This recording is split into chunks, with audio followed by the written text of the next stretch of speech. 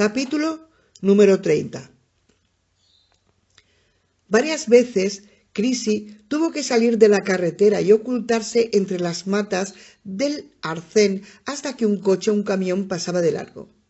Uno de ellos era un vehículo de la policía Moonlight Cop, camino del pueblo, y estaba casi segura de que se trataba del mismo que había visto dirigirse a su casa. Se agachó entre las hierbas y cañas y permaneció quieta hasta que las luces posteriores se convirtieron en un punto rojo y desaparecieron. Había pocas casas en los primeros 2 kilómetros. Chrissy conocía a algunas de las personas que vivían en ellas. Los Thomas, los Stone, los Elswick. Sintió la tentación de acudir a alguna de ellas, llamar a la puerta y pedir ayuda, pero no sabía si aquellas personas seguían siendo la buena gente a la que conocía. Podía haber cambiado al igual que sus padres.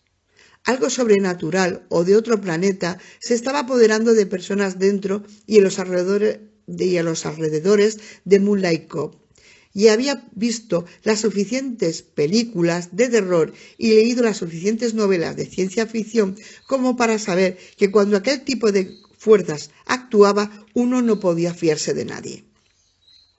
Lo apostaba casi todo por el padre Castelli, de Nuestra Señora de la Merced, pues era un hombre sagrado y ningún diablo del infierno lograría apoderarse de él. Por supuesto, si el problema era los extraterrestres, al padre Castelli no le serviría de nada ser un hombre de Dios. En tal caso, si el sacerdote había sido poseído y si ella conseguía escapar después de haber descubierto que era un enemigo, acudiría a la señora Irene Tokawa, su maestra. La señora Tokawa era la persona más inteligente que conocía. Si los extraterrestres pensaban invadir Moonlight Cop, la señora Tokawa habría notado algo raro antes de que fuera tarde.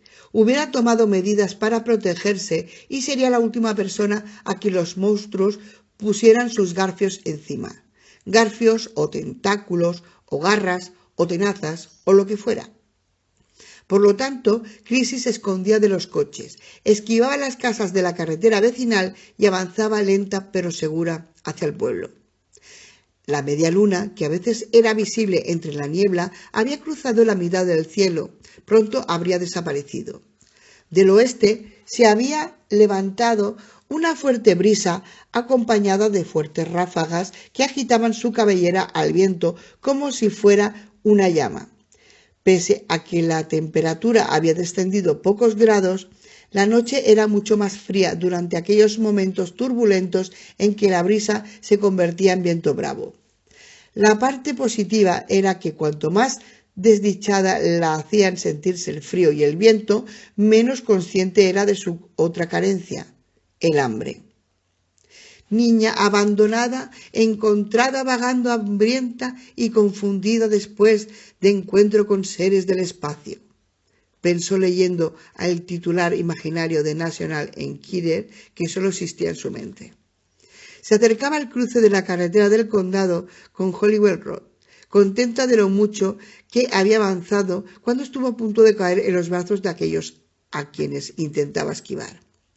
Al este de la carretera, Holywell era un camino que conducía a las montañas, debajo de la autopista, y seguía hasta la colonia Ícaro, una granja en ruinas con 12 habitaciones, granero y cobertizos desmoronados, donde un grupo de artistas había intentado establecer una comuna alrededor de los años 50.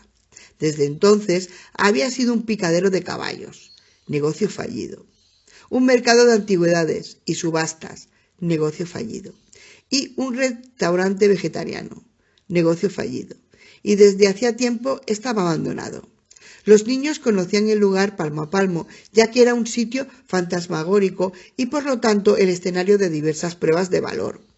Al oeste, Holywell Road estaba pavimentado y conducía al extrarradio del pueblo, pasando por las nuevas casas construidas en la zona, por la New Wave Microtechnology, y terminaba en el norte de la cala, donde Thomas Shattuck, el genio de los ordenadores, vivía en una enorme casa de aspecto tenebroso.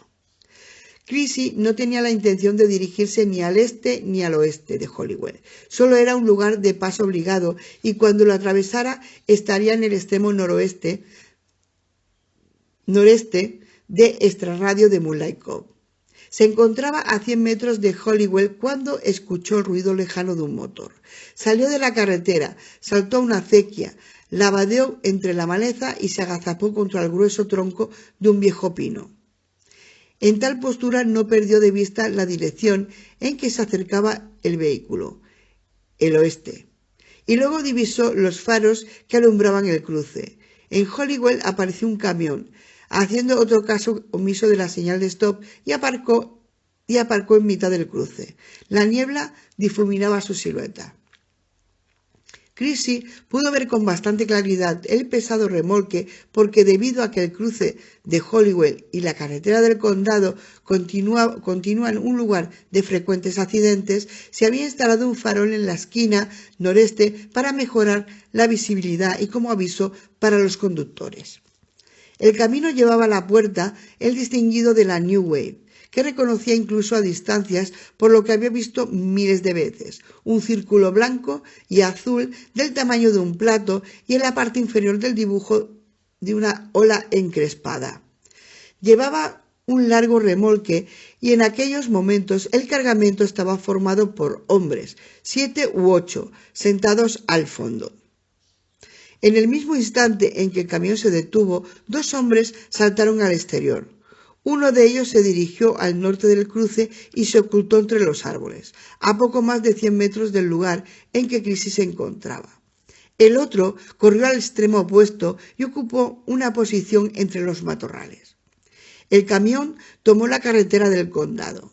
Chrissy sospechaba que los restantes hombres del camión serían repartidos por otros puntos del extrarradio de Moonlight Cove. Además, el camión tenía capacidad para albergar al menos a 20 hombres y sin duda otros ya se habrían apeado antes. Estaban rodeando Moonlight Cove. Estaba casi segura de que la buscaban a ella. Había visto algo prohibido, a sus padres en el momento de una espantosa transformación, despojándose de su disfraz humano, y ahora ella tenía que ser convertida. En palabras de Tucker, antes de que tuviera la oportunidad de decírselo a alguien. El ruido del camión era más lejano. Se hizo el silencio más absoluto. La niebla se arremolinaba y se agitaba en innumerables corrientes, pero las fuerzas imperiosas del aire la empujaban hacia las oscuras colinas. De repente se levantó un viento enfurecido que silbaba entre los matorrales y provocaba el bamboleo de una señal de tráfico cercana. Aunque Chrissy sabía dónde se habían ocultado los 2 hombres, no podía verles. Estaban bien escondidos.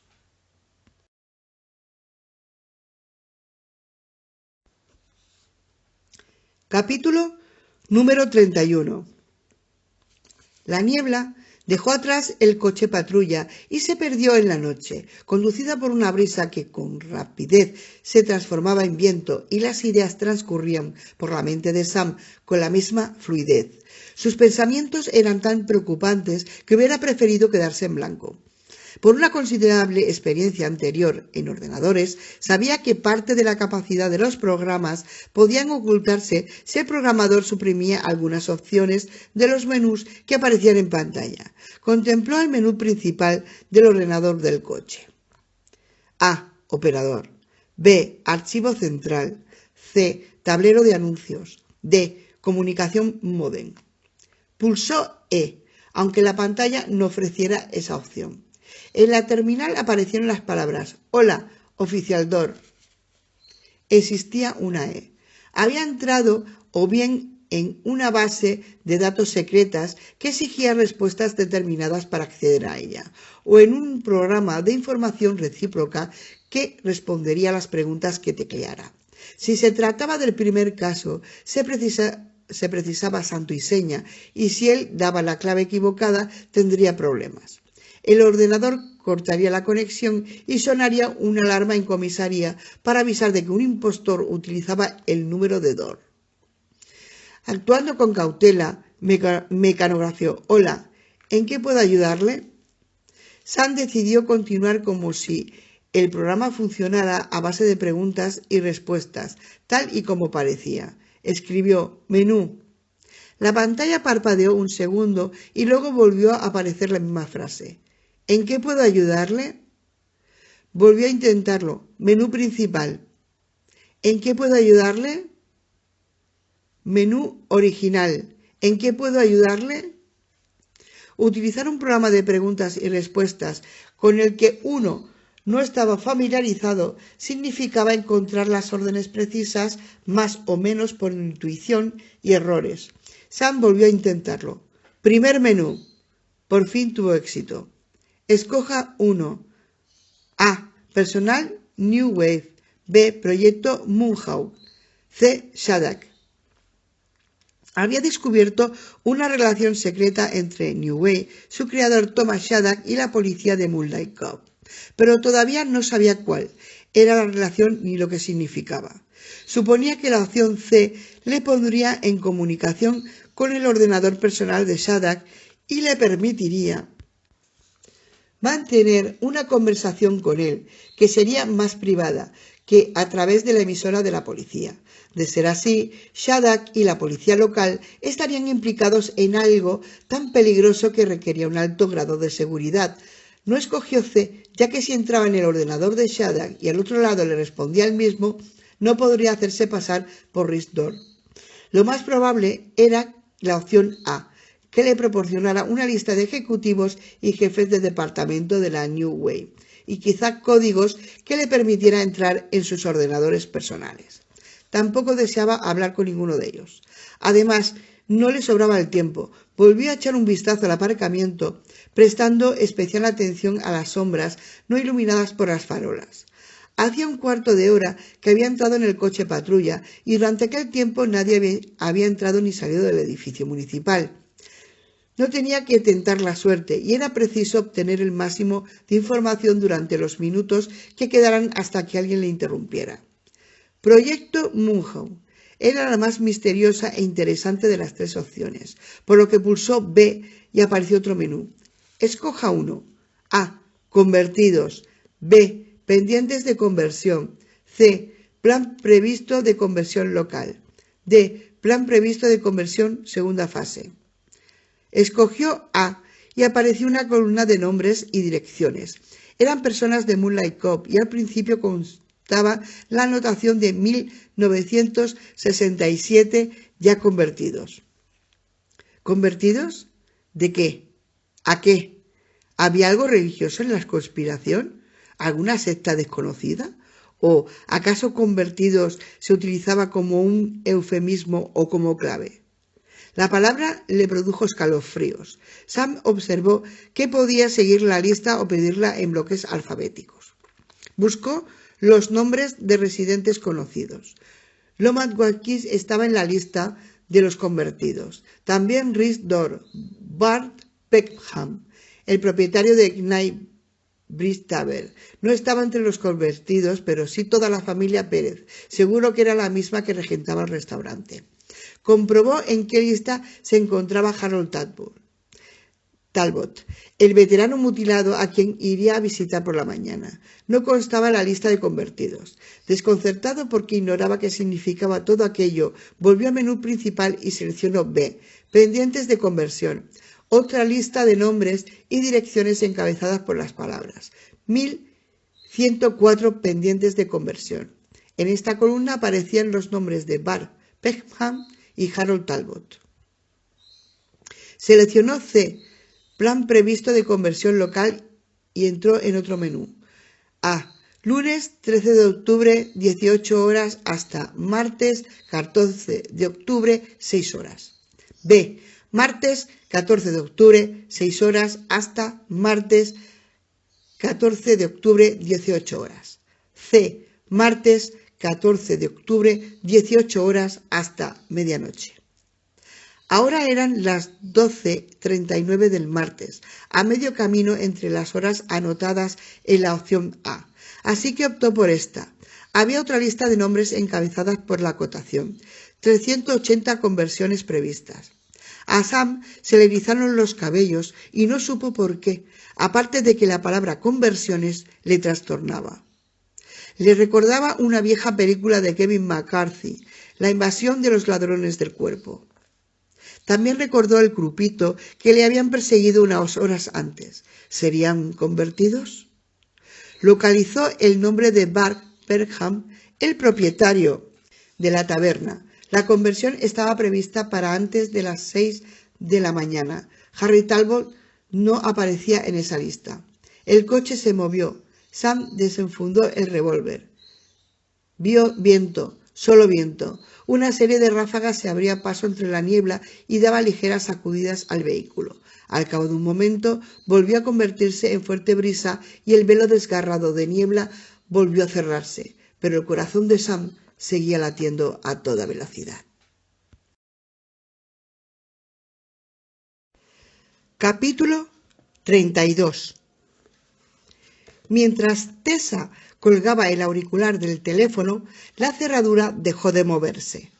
Ella permaneció al lado de la cama durante unos instantes, escuchando. Luego se acercó con cautela al recibidor y pegó el oído a la puerta. Escuchó voces, pero no frente a su habitación, sino en algún lugar del pasillo, voces peculiares que hablaban en tono apremiante. No conseguía entender lo que decían. Estaba segura de que eran los mismos que la habían seguido sin dejarse ver cuando habían ido a buscar hielo y Coca-Cola. Habían vuelto. Y, de alguna forma, habían bloqueado la centralita telefónica, por lo que no podía pedir ayuda. Era disparatado, pero estaba ocurriendo. Tal insistencia por su parte indicaba que no eran simples violadores o ladrones, que se habían fijado en ella por ser la hermana de Janice, porque estaba allí para averiguar las circunstancias de su muerte. De todos modos, se preguntaba cómo se habrían enterado de su llegada al pueblo y por qué habían decidido enfrentarse a ella con tanta precipitación, sin ni siquiera esperar a ver si solo tenía intenciones de poner en orden los asuntos de Janice y marcharse. Únicamente ella y su madre sabían que intentaba llevar a cabo una investigación. Tenía la piel de gallina y se sentía vulnerable con una simple camiseta y bragas. Sacó del armario unos tejanos y un jersey. No estaba sola en el motel. El señor King había dicho que tenía otros huéspedes, quizá no muchos, apenas 2 o 3, pero en el peor de los casos podía gritar, los demás clientes la oirían y sus posibles asaltantes tendrían que huir. Se calzó las zapatillas deportivas y regresó a la puerta. Voces roncas murmuraban en el extremo del pasillo. Entonces un estrépito resonó en todo el motel e hizo que Tessa ahogara un grito por sobresalto. De inmediato siguió otro golpe. En alguna habitación la puerta había cedido. Una mujer chillaba y un hombre gritaba, pero las otras voces fueron lo que horrorizaron a Tessa. Había varias, 3 o 4, y no parecían humanas. El pasillo estaba lleno de gruñidos caninos, de bufidos salvajes, de alaridos provocados por la necesidad de sangre, y otros sonidos menos descriptibles. Lo peor eran aquellas voces inhumanas, que no pertenecían a hombres, pero que eran capaces de pronunciar palabras inteligentes. Necesito. A ella, sangre, perra, sangre.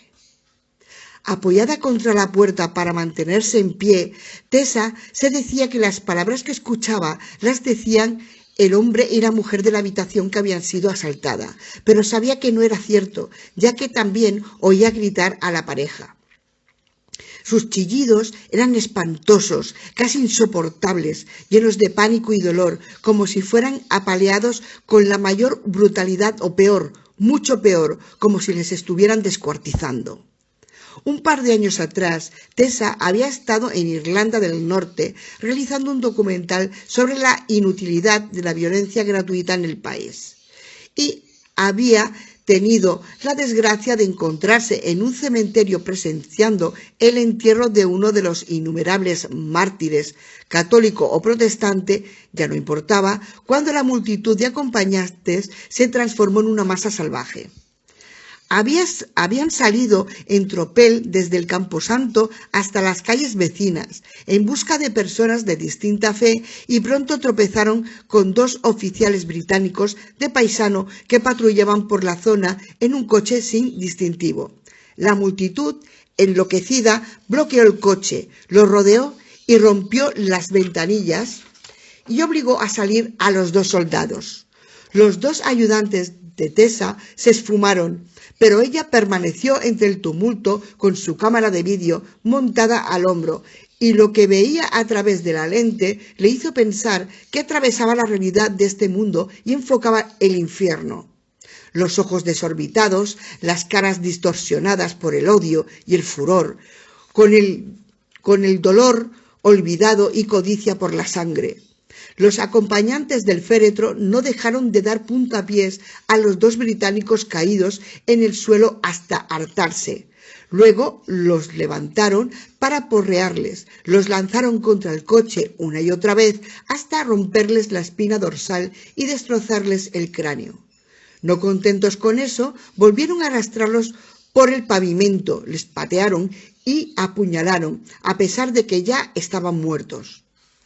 Aullando y chillando, maldiciendo, entonando eslóganes que degeneraron en letanías ininteligibles, se lanzaron como aves carroñeras sobre los cadáveres destrozados, descuartizando los cuerpos, no solo con la intención de devorar su carne, sino con el ansia incontenible de arrancarles el alma.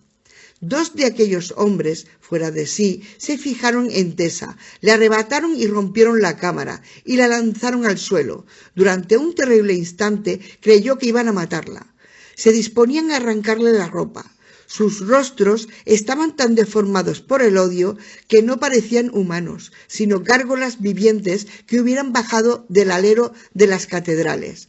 Habían renunciado a toda humanidad y liberaban los instintos más primitivos. «Por el amor de Dios, no», había gritado ella. Tal vez fue porque había invocado a Dios, o quizá fue tan solo el sonido de una voz humana que no respondía al rugido de una bestia, pero por algún motivo la soltaron y vacilaron. Ella aprovechó el momento para escapar de aquella masa incontrolada. Lo que ahora oía en el fondo del pasillo era como aquello o peor.